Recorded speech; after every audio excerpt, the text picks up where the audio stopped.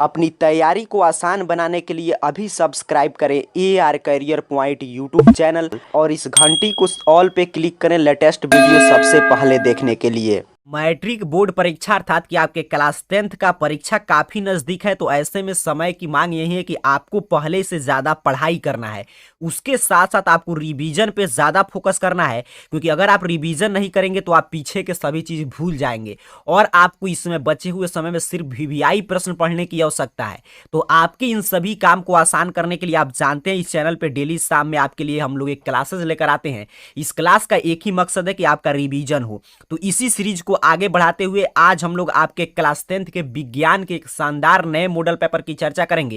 ये model paper बिल्कुल English और हिंदी दोनों माध्यम के छात्रों के लिए सेट किया गया है, ताकि आपको बिल्कुल ओरिजिनल एग्जाम वाला फीलिंग आए, आपको लगे कि एग्जाम के जैसे प्रश्न पत्र आता है इंग्लिश और हिंदी मीडियम में, वैसे प्रश्न पत्र आप सॉल्व कर रहे हैं। उसके साथ साथ आज की इस क्लास से आपके 100% साइंस के सिलेबस का रिवीजन हो जाएगा, क्योंकि इसमें आपके फिजिक्स, केमिस्ट्री, बायोलॉजी के सभी चैप्टर से प्रश्न लिया गया और नया मॉडल पेपर है 80 ऑब्जेक्टिव वाला, और यहां से सीधे सीधे प्रश्न आएंगे। चलिए ऑब्जेक्टिव प्रश्न की शुरुआत करते हैं। एक एक प्रश्न का आंसर देने का प्रयास कीजिए। आप जिस मीडियम के छात्र होंगे, इंग्लिश हिंदी माध्यम के, यहाँ पे दोनों माध्यम में प्रश्न सेट किया गया है, तो आप अपने हिसाब से प्रश्न को रीड करके आंसर दीजिए। 80 ऑब्जेक्टिव प्रश्न है, 40 का जवाब देना है, इसके लिए 40 अंक और OMR सीट आपको दिया जाएगा। पहला नंबर प्रश्न आपसे पूछ रहा है कि निम्नलिखित में कौन एक जैव अनिम्नकरणीय पदार्थ है। इंग्लिश मीडियम वाले छात्र अपने क्वेश्चन को रीड कर पा रहे होंगे। कह रहा है इसमें से कौन, देखिए ध्यान से प्रश्न को समझना है कि जैव अनिम्नकरणीय पदार्थ है। जितने भी स्टूडेंट कभी भी आप क्लास को देखें आंसर सोचिएगा जरूर, इसीलिए आपको समय दिया जा रहा है, तो आंसर सोचिए और कमेंट बॉक्स में कमेंट करते चलिएगा। जितने भी स्टूडेंट कमेंट कर रहे हैं कि सर ऑप्शन ए DDT, तो आपका बिल्कुल सही, क्योंकि पूछा था जैव अनिम्नकरणीय पदार्थ कौन है। आगे बढ़ेंगे सर, दूसरे नंबर प्रश्न की बात करें तो प्रश्न आपके स्क्रीन पे शो हो रहा है, आपको जल्दी से पढ़ना है और आंसर कमेंट करना है। प्रश्न आपसे कह रहा है कि मानव का उद्भव स्थान है। पहला का मैं आंसर बता चुका हूं, क्या होगा, ऑप्शन ए DDT। चलिए दूसरे नंबर प्रश्न का आंसर देने का प्रयास कीजिएगा कि the place of origin of humans is. मानव का उद्भव स्थान कौन सा देश को हम लोग मानते हैं, तो बिल्कुल सही। जितने भी छात्र कह रहे हैं कि सर ऑप्शन ए, आपका आंसर बिल्कुल सही है, अफ्रीका को मानते हैं। याद करते चलिएगा जो भी प्रश्न नहीं मालूम होगा। तीसरे नंबर प्रश्न का आंसर किसी छात्र का गलत नहीं होना चाहिए, सभी स्टूडेंट इसका आंसर कमेंट करने का प्रयास करेंगे कि बाघ उपभोक्ता है। प्रश्न आपसे पूछ रहा है the tiger is the consumer of. बाघ किस पोषी स्तर का उपभोक्ता है, आपको बताना है। तो इसका राइट आंसर देखते हैं कितने स्टूडेंट दे पाते हैं। तो जितने भी छात्रों का कमेंट बॉक्स में आ रहा है कि सर ऑप्शन सी इसका राइट आंसर है, तो आपका आंसर बिल्कुल सही है। आप पढ़े होंगे उपभोक्ता के स्तर, जैसे बाघ का पूछा है तो आपको याद होना चाहिए घास, तो घास किस श्रेणी का होगा, प्रथम पोषी स्तर का। उसको क्या खाता है, हिरन, तो ये किस श्रेणी का होगा, द्वितीय। और हिरन को क्या खाता है, बाघ, तो ये किस श्रेणी का होगा, तृतीय। ऐसे ही लॉजिकल और आसान आसान प्रश्न बोर्ड एग्जाम में आते हैं। जैसे ही आपको प्रश्न देखने को मिलेगा इंग्लिश और हिंदी माध्यम में। चौथे नंबर प्रश्न का आंसर सभी स्टूडेंट कमेंट करने का प्रयास करेंगे। कह रहा है किण्वन क्रिया पाई जाती है। किण्वन क्रिया किसमें पाया जाता है, इंग्लिश मीडियम वाले छात्र अपने क्वेश्चन को रीड करेंगे और आंसर कमेंट कीजिएगा कि किण्वन क्रिया किसमें पाया जाता है। काफी छात्रों का सही आंसर आ रहा है। जो भी स्टूडेंट इसका डेली क्लास करें उनका बिल्कुल सही आंसर आएगा। इसका आंसर है ऑप्शन सी, ईस्ट में किण्वन पाया जाता है। आगे देखिए 5 नंबर प्रश्न आपको दिखाई दे रहा है, पढ़िए और आंसर देने का प्रयास कीजिए। परीक्षा में अब काफी कम समय है, तो आपको बिल्कुल गंभीरता से सभी क्लास को लेना है। और जब भी आप देखें एक एक प्रश्न महत्वपूर्ण है, क्योंकि इस चैनल पे बिल्कुल आपको कम क्लासेज आपके लिए डेली लाया जाता है, इतना ही हम लेकर आते हैं जिससे कि आपका रिवीजन हो और उन सभी प्रश्न को आप याद रख सके और वहां से सीधे सीधे प्रश्न आए। तो 5 नंबर प्रश्न क्या कह रहा है आपसे कि मनुष्य, बिल्ली तथा चमगादड़ के अग्रपाद, देखिए क्या पूछा है, अग्रपाद अंग जो है वो कौन से अंग के उदाहरण है, यहाँ पे ऑप्शन आपको दिखाई दे रहा है। तो काफी स्टूडेंट का आंसर कमेंट बॉक्स में आ रहा है कि सर ऑप्शन ए इसका राइट आंसर है, बिल्कुल सही। 5 का क्या होगा, ऑप्शन ए याद रखेंगे, समजात अंग। आगे बढ़ेंगे, छठे नंबर प्रश्न की बात करें तो प्रश्न आपसे कह रहा है कि किसी जीव की जीनी संरचना कहलाती है। ध्यान से देखिएगा प्रश्न क्या पूछा है कि किसी जीव की जीनी संरचना क्या कहलाता है, वहीं आपको बताना है। तो नहीं मालूम होगा तो याद रखिएगा इसका राइट आंसर है ऑप्शन बी, जीनोटाइप। क्या कहलाता है, जीनोटाइप। सीधे सीधे आपके बायोलॉजी के बुक से प्रश्न लिया गया है। 7 नंबर प्रश्न कह रहा है कि लसिका का रंग होता है। देखिए यहां से आपके पूरे, मैं शुरू में ही बोल दिया 100% विज्ञान का सारा थ्योरी का आपका रिवीजन हो जाएगा। प्रश्न पूछा आपसे कि लसिका का रंग किस कलर का होता है, जल्दी से बताएंगे सभी छात्र। तो जितने भी स्टूडेंट का राइट आंसर आ रहा है कि ऑप्शन सी हल्का पीला लाइट येलो कलर का होता है लसिका का रंग, तो आपका चला आंसर बिल्कुल सही है और आपका तैयारी बिल्कुल समझिए शानदार चल रहा है, आपका शानदार रिजल्ट आएगा साइंस के पेपर में, तो आपका बिल्कुल अच्छा अंक आने वाला है। 8 नंबर प्रश्न आपसे पूछ रहा है कि सही खाद्य श्रृंखला का उदाहरण है। 4 ऑप्शन आपको दिखाई दे रहा है, क्या पूछा है आपसे कि example of correct food chain is, जल्दी से बताइएगा कौन सही है। ये सभी कॉमन सेंस पे बेस्ट प्रश्न होते हैं, इसका आंसर किसी भी स्टूडेंट को एग्जाम में गलत नहीं करना है।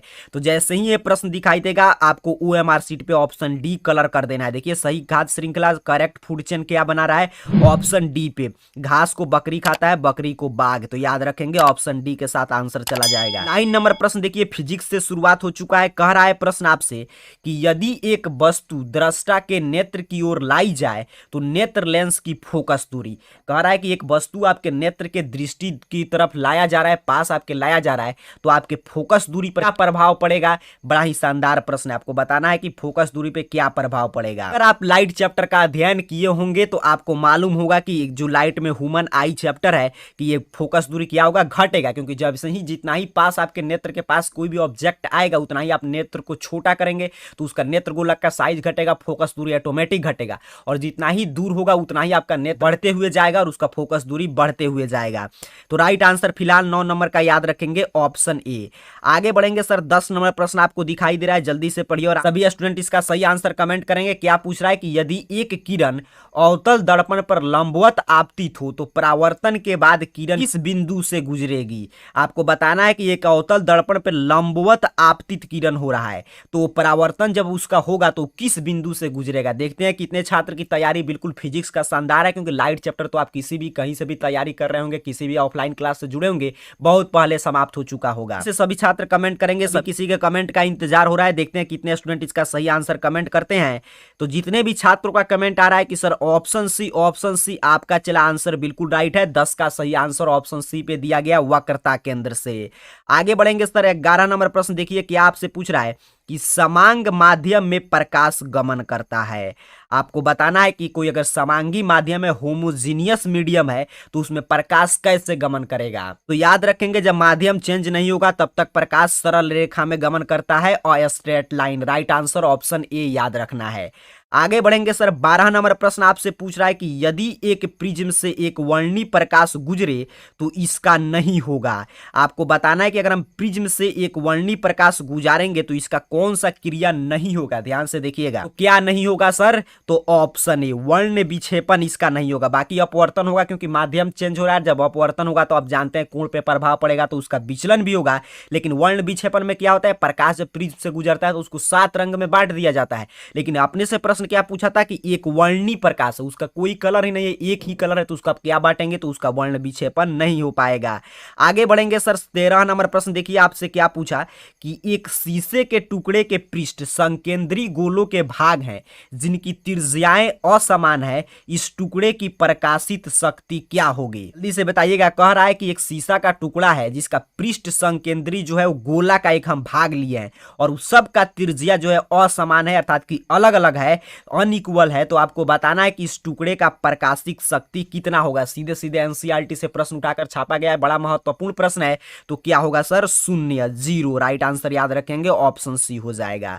14 नंबर प्रश्न देखिए इसी टाइप का प्रश्न है, सभी आपके बुक से लिया गया है। कह रहा है कि कांच के उत्तल लेंस की वायु में शक्ति होती है। कांच के उत्तल लेंस का वायु में शक्ति अर्थात कि द पावर पूछा है कि power of a convex lens of glass in air is. वायु में क्या होता है, आपके बुक में स्पष्ट रूप से लिखा गया है पॉजिटिव धनात्मक प्लस साइन होगा।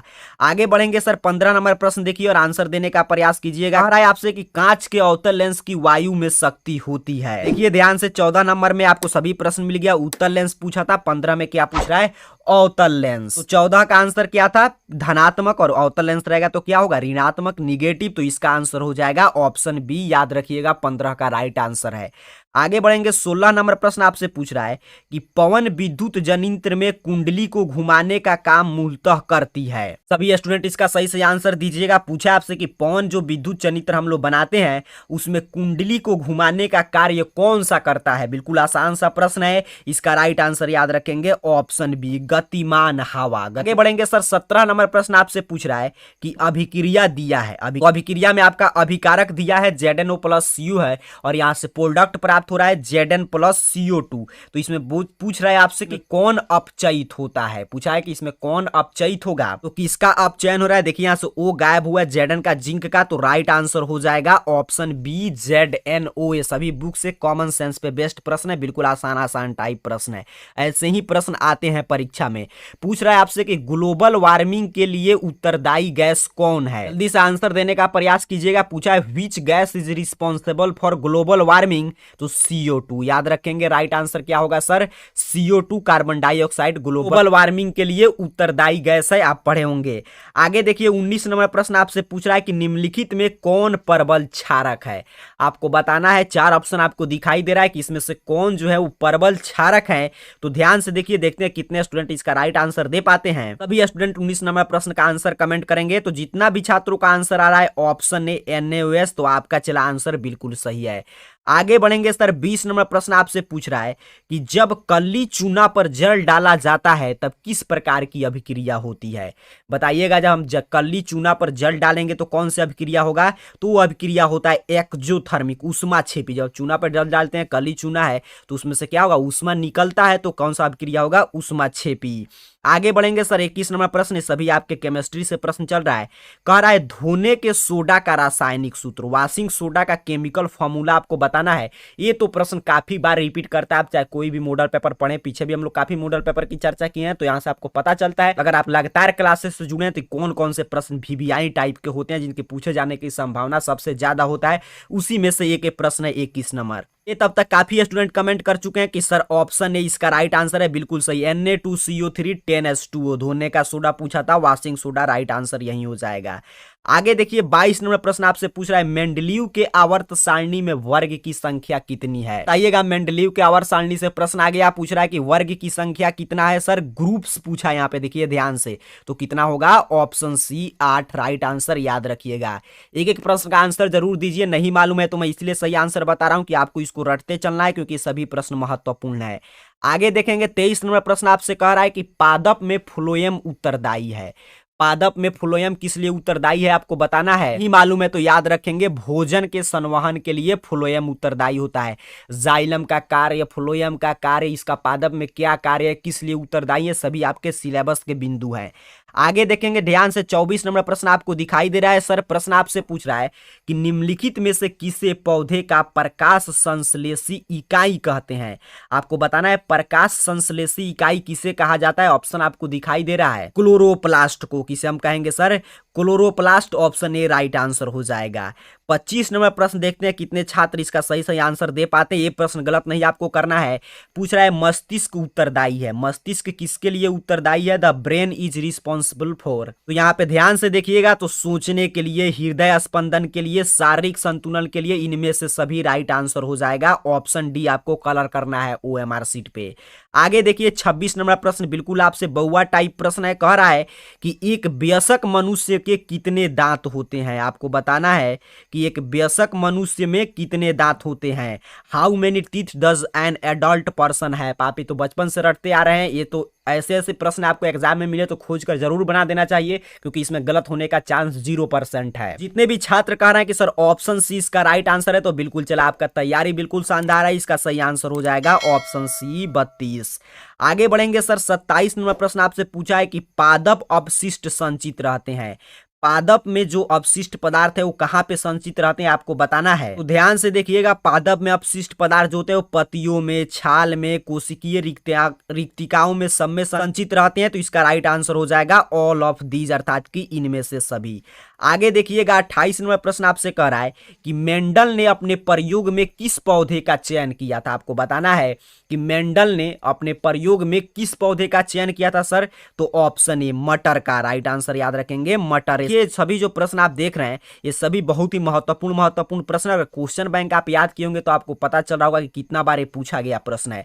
29 नंबर प्रश्न देखिए, 29 नंबर क्या पूछ रहा है कि निम्नलिखित में नर युग्मक कौन है, मादा नहीं पूछा है, पूछ रहा है कि 4 ऑप्शन में से कौन नर युग्मक है, तो याद रखेंगे इसका राइट आंसर ऑप्शन ए पे दिया गया है, एस्पर्म, शुक्राणु जो है ये सिर्फ नर युग्म में पाया जाता है। आगे देखिएगा 30 नंबर प्रश्न आपसे पूछ रहा है सर कि जिब्रेलिन है, जिब्रेलिन क्या है आपको बताना है। देखते हैं कितने स्टूडेंट का तैयारी बायोलॉजी का शानदार है। पूछ रहा है कि जिब्रेलिन क्या है, जल्दी से बताइएगा। तो जितने भी छात्र कह रहे हैं कि सर एक टाइप का ये हार्मोन है, तो आपका आंसर बिल्कुल सही है, ऑप्शन ए हो जाएगा इसका राइट आंसर। याद करते चलिएगा। 31 नंबर प्रश्न आपसे पूछ रहा है कि पत्तियों का मुरझाना किस हार्मोन के कारण होता है। आपको बताना है कि पत्तियां जो मुरझा जाती है वो किस हार्मोन के चलते होता है सर, एब्सिसिक अम्ल। इसका क्या आंसर हो जाएगा, एब्सिसिक अम्ल। आपके बुक में सीधे सीधे प्रश्न उठाकर पूछ रहा है। आगे बढ़िएगा। देखिए टेक्स्ट बुक आपको कोई भी सब्जेक्ट हो बार बार पढ़ लेना चाहिए, चाहे आप कोई भी पढ़ते होंगे, चाहे एनसीईआरटी पढ़े या एससीईआरटी पढ़े। साइंस में यही बेनिफिट है कि कुछ भी आप पढ़ सकते हैं, सिलेबस एक जैसा है। भारती भवन, आलोक भारती, जो भी आप पढ़ते होंगे वो पढ़ सकते हैं, लेकिन बुक जरूर लाइन बाय लाइन आपको पढ़कर समाप्त कर देना चाहिए, क्योंकि वहां से सीधे सीधे काफी प्रश्न मिल जाते हैं। 32 नंबर प्रश्न का देखते हैं कितने छात्रों का आंसर राइट आता है। पूछ रहा है प्रकाश संश्लेषण होता है। प्रकाश संश्लेषण की क्रिया कब होता है सर, तो दिन में। क्यों दिन में, क्योंकि प्रकाश संश्लेषण में आप जानते हैं सूर्य का प्रकाश चाहिए, तो राइट आंसर हो जाएगा ऑप्शन बी। आगे बढ़ेंगे सर 33 नंबर प्रश्न देखिए, पिक्चर बेस्ड प्रश्न है। प्रश्न आपसे क्या पूछ रहा है, चित्र में ए भारण है तथा बी एवं सी संयोजक तार है। जब विद्युत स्रोत एस परिपथ पूरा करने के लिए जोड़ा जाए तो लघु पथन के लिए उत्तरदायी कौन सा होगा। इसमें क्या पूछा है कि ए जो है इसमें भारण है, यहाँ पे देखिए ए जो है क्या है, भारण, और बी और सी जो है ये संयोजक तार है। और जब विद्युत स्रोत को एस से जब परिपथ पूरा करने के लिए इसको हम लोग जोड़ेंगे तो पूछ रहा है लघु पतन के लिए कौन उत्तरदायी होगा। तो ध्यान से देखिएगा 33 नंबर का आंसर क्या हो जाएगा, ऑप्शन बी। यहाँ पे देखिए कौन उत्तरदायी होगा, बी। तो राइट आंसर दिया गया है बी ऑप्शन पे, ऑप्शन बी इसका सही आंसर हो जाएगा, और बी इसका नाम भी है। आगे बढ़ेंगे 34 नंबर प्रश्न देखिए, आपसे पूछ रहा है कि वोल्टता V1 पर शक्ति P1 का एक प्रतिरोधक वोल्टता V2 पर शक्ति P2 के प्रतिरोधक की श्रेणी से जुड़ा है, समतुल्य प्रतिरोध क्या होगा। जल्दी से आंसर दीजिएगा सभी लोग कि इसका समतुल्य प्रतिरोध क्या होगा। तो ये सीधे सीधे बुक का फॉर्मूला है, तो V1 स्क्वायर बटा P1 प्लस V2 स्क्वायर बटा P2, ये फॉर्मूला आप पढ़े होंगे, तो इसका राइट आंसर हो जाएगा यही ऑप्शन ए। आगे बढ़ेंगे सर 35 नंबर प्रश्न पूछ रहा है कि जीव द्रव्यमान ऊर्जा स्रोत का उदाहरण निम्नलिखित में कौन नहीं है। अर्थात कि ये 4 ऊर्जा स्रोत दिया गया है, इसमें से कौन जीव द्रव्यमान ऊर्जा स्रोत उदाहरण नहीं है, अर्थात कि बायोमास एनर्जी का उदाहरण नहीं है। तो देखिए ध्यान से ऑप्शन सी न्यूक्लियर एनर्जी, अर्थात कि नाभिकीय ऊर्जा जो है ये जीव द्रव्यमान ऊर्जा स्रोत का उदाहरण नहीं है। बाकी कोयला, बायोगैस, पेट्रोलियम, ये सभी बायोमास एनर्जी है। आगे बढ़ेंगे 36 नंबर प्रश्न भी आपके बहुत बार रिपीटेड प्रश्न है, कितना बार इसको पूछा गया है मैट्रिक बोर्ड परीक्षा में। प्रश्न आपसे पूछ रहा है कि पवन विद्युत जनित्र में पवन की चाल कम से कम कितना होना चाहिए, चाहे मिनिमम स्पीड। देखिए कम से कम पूछ रहा है कि जो पवन विद्युत जनित्र बनाते हैं तो उसमें कितना पवन का चाल होना चाहिए सर। तो राइट आंसर याद रखेंगे ऑप्शन ए, कम से कम 15 किलोमीटर प्रति घंटा, क्योंकि कम से कम पूछा था, मैक्सिमम नहीं पूछ रहा है। आगे देखिए 37 नंबर प्रश्न आपसे पूछ रहा है कि जब शॉर्ट सर्किट होता है उस समय परिपथ का प्रतिरोध, धारा नहीं पूछ रहा है, प्रतिरोध पूछ रहा है कि लघु पतन के समय परिपथ का प्रतिरोध क्या होगा। जितने भी छात्र पढ़े होंगे वो कहेंगे कि सर बहुत कम हो जाता है, तो राइट आंसर याद रखिएगा ऑप्शन ए इसका सही आंसर हो जाएगा। 38 नंबर प्रश्न पढ़िए और आंसर देने का प्रयास कीजिएगा। प्रश्न आपसे कह रहा है कि निम्नलिखित में कौन सा पद विद्युत परिपथ में विद्युत शक्ति को निरूपित करता है, अर्थात कि विद्युत शक्ति निकालने के लिए, इलेक्ट्रिक पावर निकालने के लिए हम लोग इसमें से कौन सा फार्मूला का यूज कर सकते हैं। देखिए इलेक्ट्रिक शक्ति निकालने के लिए आई स्क्वायर आर भी हम लगा सकते हैं, वी आई भी लगा सकते हैं, वी स्क्वायर बट्टा आर भी लगा सकते हैं। तो इसका राइट आंसर हो जाएगा ऑल ऑफ द दीज में से सभी राइट आंसर ऑप्शन डी पे दिया गया है। 9 नंबर प्रश्न आपसे पूछ रहा है कि आंख के लेंस की वक्रता त्रिज्या को नियंत्रित करती है। आंख के लेंस के वक्रता त्रिज्या को इसमें से कौन सा नियंत्रित करती है, यही आपको बताना है। याद रखेंगे ऑप्शन सी पक्षाम्बी मांसपेशियां। जितने छात्र कमेंट कर रहे हैं आपका आंसर बिल्कुल सही है।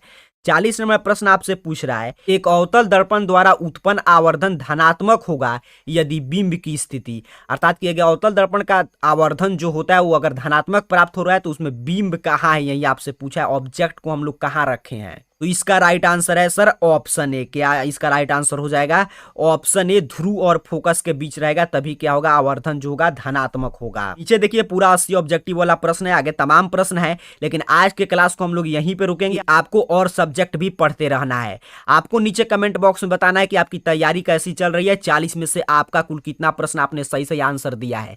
कोई भी प्रश्न आपको नहीं मालूम होगा तो याद जरूर कर लीजिएगा, क्योंकि काफी महत्वपूर्ण यहाँ पे प्रश्न दिया गया है। कल फिर हम लोग इसी समय मिलेंगे, तो इसके आगे के प्रश्नों की चर्चा करेंगे। तब तक के लिए पढ़ाई करते रहिए, सभी विषय पे बराबर ध्यान दीजिए। आप सभी को बहुत बहुत धन्यवाद।